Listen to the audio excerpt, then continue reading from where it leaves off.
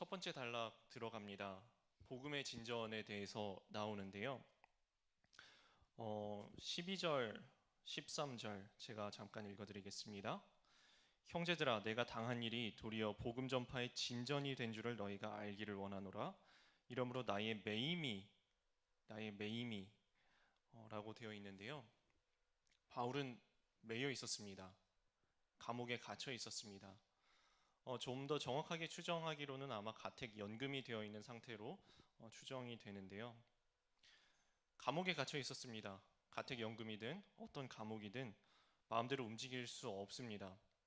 그런데 이 상황이 지금 감옥에 바울이 뭔가 잘못을 해서 죄를 지어서 재판을 받고 죄 값에 따라서 감옥에 갇힌 것이 아닙니다. 복음 전파하다가 갇혔습니다. 복음 전파하다가 내 잘못도 아닌데 억울하게 갇힌 상태입니다. 그런데 바울은 지금 기쁘다고 말하고 있습니다. 기쁘다. 재미있는 거는 기쁘다는 이유가 한 가지가 아닙니다. 여러 가지 기쁨의 이유가 나오는데요. 내가 매여 있음에도 불구하고 내가 매여 있음으로 말미암아서 오히려 기쁘다라고 말씀하고 있는 바울의 기쁨의 이유 한 가지는 13절 뒷부분에 나옵니다. 이러므로 나의 매임이 그리스도 안에서 모든 시위대 안과 그 밖의 모든 사람에게 나타났으니 매여 있었습니다. 지키는 사람들이 있었습니다. 그리고 감옥에 들락날락거리는 사람들이 있었습니다. 그 사람들이 전부 보는 겁니다. 감옥에 갇혀 있는 바울이 감옥에 갇혀 있는 저 바울이 하나님과 함께하고 있구나. 저 사람이 그리스도와 함께하고 있구나. 그리스도 안에 있는 사람이 저런 사람이구나라는 것을 감옥의 간수들이 시위대로 지키는 사람들이 그리고 감옥에 들락날락하는 사람들이 보았습니다. 알려졌다는 겁니다. 복음이 전파됩니다. 심지어는 지키는 사람들이 예수가 누구인지, 예수님이 누구인지 알게 되었다는 겁니다.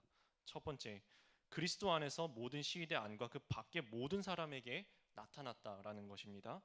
두 번째 말씀입니다. 믿는 형제들이 있었습니다. 바울은 지금 빌립보 교회의 성도들에게 편지를 쓰고 있죠. 빌립보 교회의 성도들은 알고 있었습니다.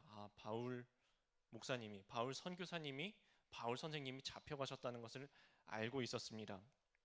그리고 용기를 얻는 겁니다.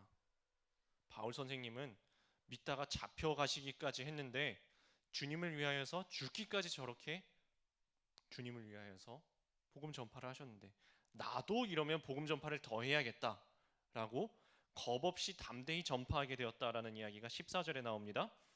형제 중 다수가 나의 매임으로 말미암아 주 앞에서 신뢰함으로 겁없이 하나님의 말씀을 더욱 담대히 전하게 되었느니라.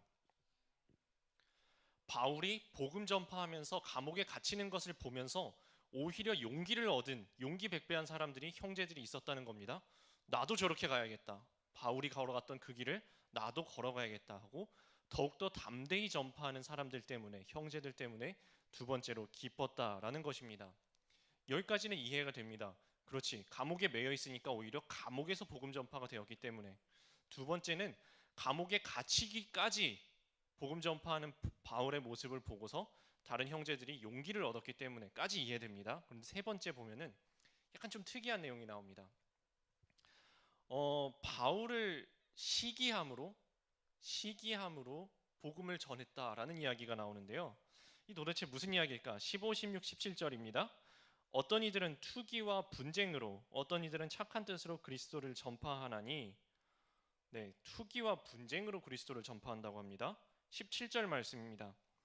그들은 나의 매임에 괴로움을 더하게 할 줄로 생각하여 순수하지 못하게 다툼으로 그리스도를 전파하느니라. 아니 그리스도를 전파하는데 다투는 마음과 시기와 투기와 분쟁으로 전파할 수가 있나? 어떻게 이게 가능하지? 추정해 볼 수가 있습니다. 빌립보 교회 안에는 파벌이 나누어져 있었던 것입니다.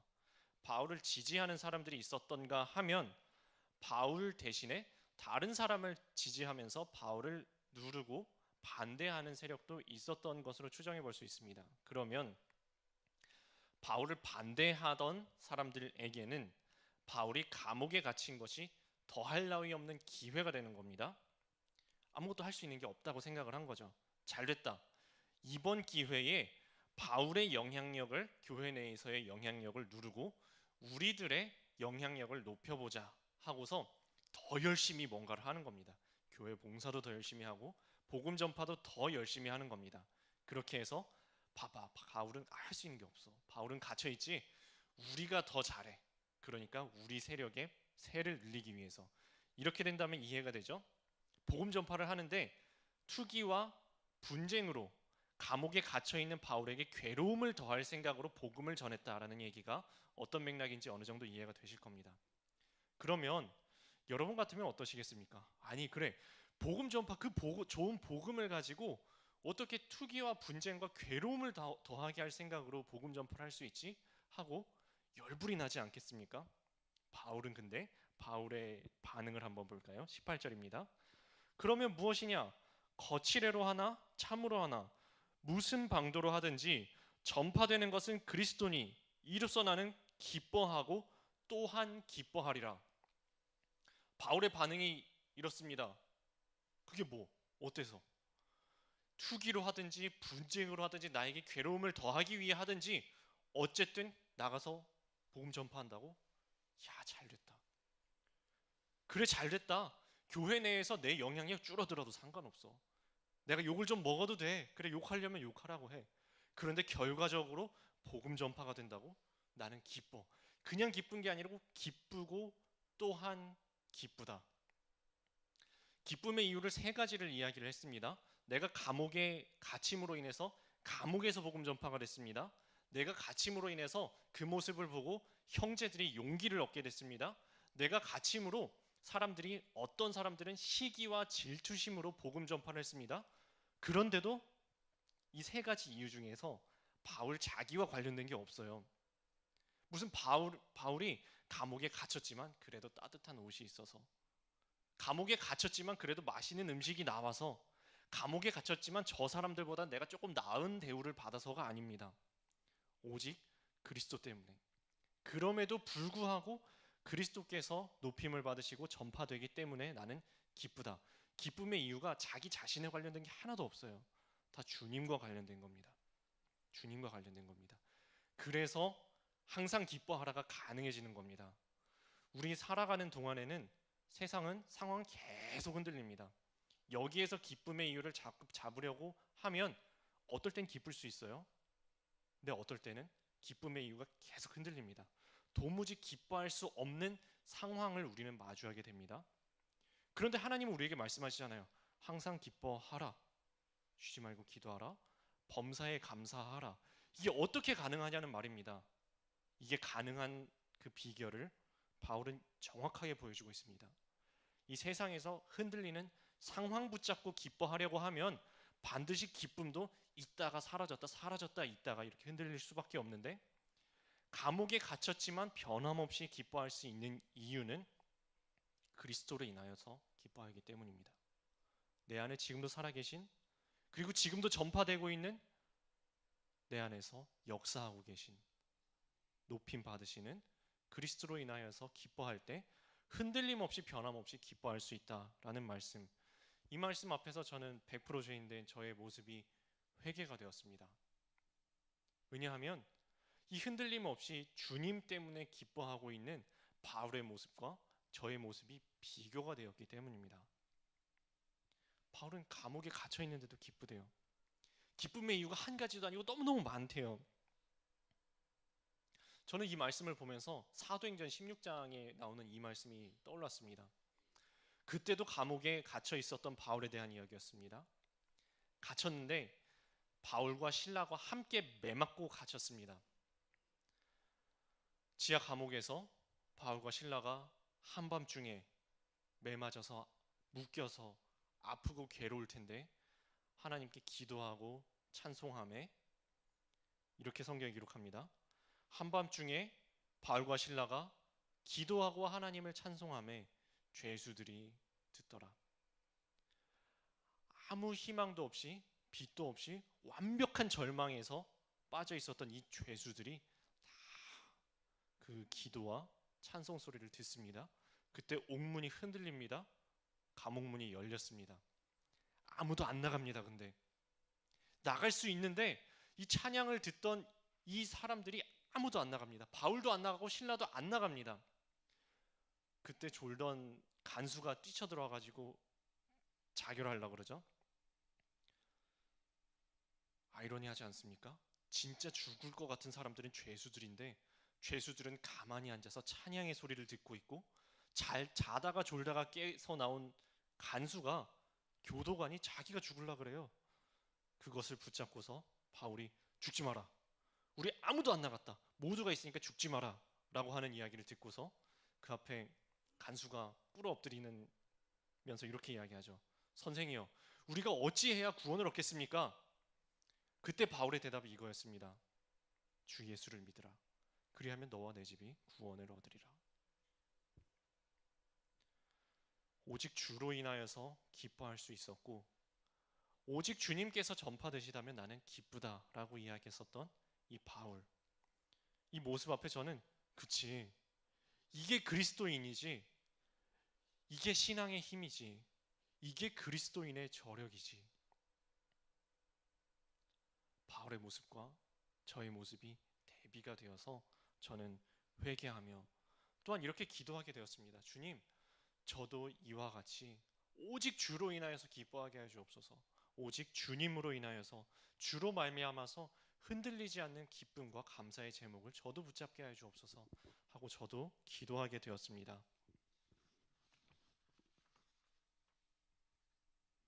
두 번째 단락입니다. 바울의 증언에 대한 이야기가 나오는데요. 19절 말씀입니다. 이것이 너희의 간구와 예수 그리스도의 성령의 도우심으로 나를 구원에 이르게 할 줄 아는 고로. 여기서 이것이라고 19절 앞에 이것이라고 되어 있는 이것은 앞에 이야기한 모든 것입니다. 나는 갇혔고 갇혀 있는데 그래도 복음은 전파가 되고 있고, 갇혀 있는데 그래도 그리스도의 이름은 높임을 받으시고 있고, 내가 갇혀 있는데 혹은 사랑으로 혹은 시기와 질투로 복음은 계속 전파되고 있습니다. 이 모든 것이 이루어지는 게 내가 잘나서 된 것은 아니다. 두 가지 비결이 있었습니다. 한 가지는 나를 위하여서 간구해주고 있는 여러분의 중보 기도가 있기 때문입니다라는 것입니다. 너희의 간구와, 또한 우리 사람만 기도하는 것이 아니죠.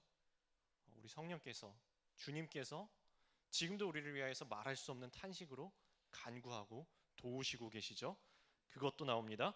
예수 그리스도의 성령의 도우심으로 이 중보 기도와 주님의 이끄심과 주님의 탄식의 기도로 말미암아서 바울은 지금 어떤 길 위에 서 있다고 이야기하고 있습니다. 어떤 길 위에 서 있냐 하면은 19절 후반부, 나를 구원에 이르게 할 줄 아는 거로. 이 길은 구원의 길이라는 겁니다. 이 길은 구원의 길, 이 길은 나를 구원으로 이끌어가는 길입니다 라고 이야기하는데, 다시 말씀드리지만 바울은 고난 중에, 감옥에 갇혀있는 중에 있습니다.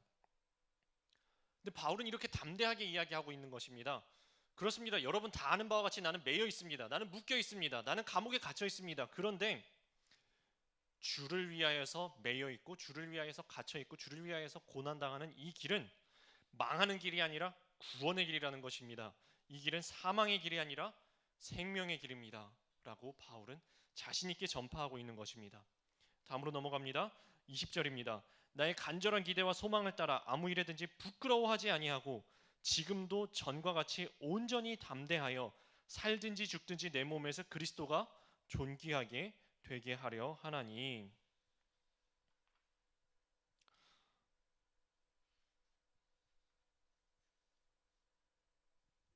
바울에게는 소망이 있었습니다. 바울에게는 기대와 소망이 있었습니다. 첫 번째는 20절 중간에 나오는 간절한 기대와 소망은, 첫 번째, 주 예수 그리스도를 끝까지 부끄러워하지 않는 것입니다.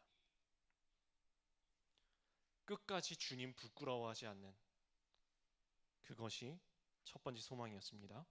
부끄러워하지 아니하고, 두 번째는 담대하여였습니다. 담대하여. 내가 마지막 순간까지 고난 때문에 비굴해지지 않게 해주시옵소서. 이게 바울의 기도 제목이었습니다. 주님, 내가 마지막 순간까지 나 힘들다고 비겁해지지 않게 해주세요. 그것이 나의 간절한 소망입니다. 주님께 부름받는 그날까지 비굴해지지 않고 비겁해지지 않고 믿음으로 담대하게 해주세요. 세 번째, 살든지 죽든지 내 몸에서 그리스도가 존귀하게 되게 하려 하나니. 나는 살든지 죽든지 내 삶을 통하여서 우리 그리스도께서, 우리 주님께서 높임 받으시고 존귀해지시는 것, 그것이 바울의 간절한 기대와 소망이었습니다. 21절로 이어집니다. 이는 내게 사는 것이 그리스도니 죽는 것도 유익함이라. 이는 내게 사는 것이 그리스도니 죽는 것도 유익함이라. 읽는 것만으로도 숙연해지는 말씀, 눈물 없이 읽을 수 없는 말씀입니다. 이는 내게 사는 것이 그리스도니 내 죽음도 유익합니다. 바울이 이렇게 말씀할 수 있는, 자신 있게 말씀할 수 있는 이유는 있습니다. 바울은 스스로에 대해서 이렇게 인식하고 있습니다. 내가 그리스도와 함께 십자가에 이미 못 박혔습니다. 그런즉 이제는 내가 사는 것이 아니고 내 안에 그리스도께서 사시는 것입니다. 이제 내가 육체 가운데 살아있는 것은 나를 사랑하셔서 나를 위하여 자기 모든 것을, 자기 자신을 내어주신 하나님의 아들을 믿는 믿음으로 주를 위하여서 살아가는 것입니다. 내가 살든지 죽든지 우리 중에 누구든지 자기를 위하여 사는 자도 없고 자기를 위하여 죽는 자도 없도다. 그런즉 우리가 사나 죽으나 주의 것이로다. 내게는 사는 것이 그리스도입니다. 내게는 사는 것이 그리스도입니다. 나는 이미 죽고 내 안에 그리스도께서 살아계시니 나는 죽었고 그리스도께서 살아가시는 겁니다. 우리는 작은 예수로 살아갑니다. 우리가 살아가는 곳곳마다 예수님께서 바로 그 자리에 살아계신 것처럼 우리는 살아갑니다. 이는 내게 사는 것이 그리스도니 나는 죽어도 좋습니다. 내게 죽음도 유익함이라. 이 바울의 고백이 저와 여러분 모두의 고백이 되기를 소망합니다. 적용 질문 드립니다. 나에게 일어난 죽을 것 같은 사건은 무엇입니까? 그것으로 내가 복음의 통로로 쓰임받을 것을 믿습니까? 삶과 죽음의 선택권을 주께 맡깁니까? 제가 지금 적용 질문 읽다 보니까 아까 적용 질문을 안 읽어드렸네요. 첫 번째 적용 질문은 이거였습니다. 내가 복음을 전하지 못하도록 매여 있다고 핑계대는 나의 감옥은 어디입니까? 였습니다. 마지막 단락으로 넘어갑니다. 세 번째 단락은 더 큰 유익에 대해서 이야기하고 있는데요. 바울 개인적으로 볼까요? 바울 개인적으로 자기 자신의 모습을 봤을 때는 이 땅에서 더 이상 바라는 것은 개인적으로는 없는 겁니다. 개인적으로 무슨 더 여기서 부귀영화를 누릴 게 있겠습니까? 무슨 천세를 누리다 가겠습니까? 바울 개인적으로는 그저 얼른 주님 오시고 아니면 내가 주님께로 올라가서 주와 함께 영원토록 있는 것, 그게 바울의 소망이었습니다. 정확하게 22, 23절에 이렇게 표현하고 있습니다. 그러나 만일 육신으로 사는 이것이 내 일의 열매일진데 무엇을 택해야 하는지 나는 알지 못하노라. 내가 그 둘 사이에 끼었으니 차라리 세상을 떠나서 그리스도와 함께 있는 것이 훨씬 더 좋은 일이라 내가 그렇게 하고 싶으나. 그렇습니다. 바울은 빨리 천국 가고 싶었습니다. 바울은 명확하게 이렇게 얘기하고 있습니다. 나는 빨리 천국 가고 싶습니다. 그게 개인적으로 나한테는 좋은 일입니다. 그러나 그게 끝이 아니었습니다. 개인적으로 자기에게 좋은 일은 분명히 천국 가서 주님과 함께 있는 것이었습니다. 그러나 바울의 결론은 그것이 아니었습니다. 그러나 그것이 그렇게 하고 싶으나 바울에게는 이 땅에서 아직 더 이루어야 하는 사명이 있었습니다. 24절 말씀입니다. 내가 육신으로 있는 것이 너희를 위하여 더 유익하리라. 내가 살 것과 너희 믿음의 진보와 기쁨을 위하여 너희 무리와 함께 거할 이것을 확실히 아노니 내가 다시 너희와 같이 있으므로 그리스도 예수 안에서 너희 자랑이 나로 말미암아 풍성하게 하려 함이라. 아까 22, 23절까지만 딱 보고서 이렇게 생각하시는 분이 계실 수 있어요. 저도 가끔씩 이런 이야기를 듣습니다. 목사님, 저는 빨리 천국 갔으면 좋겠어요. 하나님 빨리 저 좀 데려가셨으면 좋겠어요. 하는 얘기 가끔 듣습니다. 제가 그러면은 이렇게 이야기해요. 목사님, 천국에 가고 싶다고 그렇게 가지지가 않아요. 하나님이 부르셔야 가지죠. 하나님이 부르시는 그 때가 돼야 가는 거지, 우리가 가고 싶다고 그 순간 갈 수가 없습니다. 바울도 개인적으로는 매우 괴로운 고통 중에 있었습니다. 자기 개인만 보면 얼른 빨리 천국에서 주와 함께 있는 것이 분명한 소망이었습니다. 그러나 결론은 바울은 자기 자신을 계속 보고 있는 것이 아니었습니다. 바울은 함께하고 있는 형제들을, 믿음의 형제 자매들을 바라보면서 이렇게 이야기하고 있는 것입니다. 내가 여기에 남아 있는 것이 여러분에게 더 유익합니다. 내가 여기 있는 것이, 살아 있는 것이 여러분에게 유익합니다. 그래서 나는 이 자리에서 확실하게 말씀드립니다. 내가 좀 전에 천국 가서 주와 함께 있는 것이 나에게 유익하다고 있는 것이 그게 결론이 아니라는 것입니다. 나는 살아 있을 것입니다. 25절, 나는 살 것입니다. 그리고 여러분의 믿음의 진보를 위하여서, 여러분의 기쁨을 위하여서 여러분의 무리와 함께 거할 것입니다. 이것을 확실히 말씀드립니다 라고 25절에 말씀하는 것이 그게 결론입니다. 나에게는 아직 여기에 사명이 남아있다는 것입니다. 그래서 나는 나 자신의 부귀영화를 위해서 더 살아가는 것이 아니라 이 사명 감당하기 위해서 더 살아야 한다는 것입니다. 사명 때문에, 사명자의 길입니다. 이것이 그냥 숨만 쉬면서 자기 자신의 욕심을 위하여 살아가는 것이 아니라 복음을 위하여서, 성도들의 믿음의 진보를 위하여서, 성도들의 기쁨을 위하여서 그냥 숨만 쉬며 살아가는 것이 아니라 전력 투구하겠다는 것입니다. 바울 때문에 성도들이 자랑의 거리가, 그리스도 안에서 주님 때문에 주님을 자랑하는 자랑이 더욱더 풍성해지는 것, 기뻐하고 바울 때문에 믿음이 더욱더 성장해 나가는 것, 그것이 바울의 사명이었습니다. 혹시 여러분 지금 너무너무 고통 중에 있어서 난 빨리 천국 갔으면 좋겠다라는 생각이 여기 턱 밑까지 차오르셨을 수도 있습니다. 천국 가고 싶다고 그때 가지는 것이 아닙니다. 아직 생명 허락하신 동안, 하나님께서 생명 허락하신 동안 맡겨진 사명 끝까지 감당해야 한다는 말씀입니다. 맡겨진 사명, 복음을 위하여서, 맡겨진 다른 생명들을 위하여서, 믿음의 진보와 기쁨을 위하여서, 주님으로 인하여서 자랑할 수 있는 그 자랑을 위하여서 전력 투구해야 한다는 것입니다. 그것이 우리의 기쁨입니다. 마지막 적용 질문 드립니다. 요즘 나는 무엇으로 기뻐합니까? 날마다 최선을 다해 살며 죽음을 준비함으로써 알게 된 나의 구체적인 사명은 무엇입니까? 말씀 정리합니다. 첫 번째입니다. 바울은 기뻐할 수 없는 상황에도 기뻐했습니다. 갇혔어도 기뻤습니다. 사람들이 나에게 괴로움을 더하기 위하여서 마음먹어도 기뻐했습니다. 왜냐하면 내 안에 그리스도께서 살아계시고 그리스도께서 높임을 받으시고 그리스도께서 전파가 되셨기 때문입니다. 바울에게는 소망이 있었습니다. 주 예수 그리스도를 마지막 순간까지 부끄러워하지 않는 것, 내가 고난이 찾아온다고, 내게 괴로움이 있다고 비굴해지지 않고 비겁해지지 않고 끝까지 담대할 수 있는 것, 그리고 내가 살든지 죽든지 내 삶을 통하여서 그리스도께서 높임 받으시는 것. 바울은 끝까지 사명 감당했습니다. 힘들다고 포기하지 않고 개인적으로 더 좋은 일을 추구하지 않았습니다. 그런 이기주의자가 아니었습니다. 내가 있는 것이 너희를 위하여 더 유익하리라. 바울 때문에 교회가 살아나고 성도들의 믿음이 성장했습니다. 바울은 마지막 순간까지, 주님 부르시는 그날까지 사명 감당하는 사명자로 살았습니다. 오늘 이 시간 함께 기도하실 때에 오늘 말씀 붙잡고 기도하셨으면 좋겠습니다.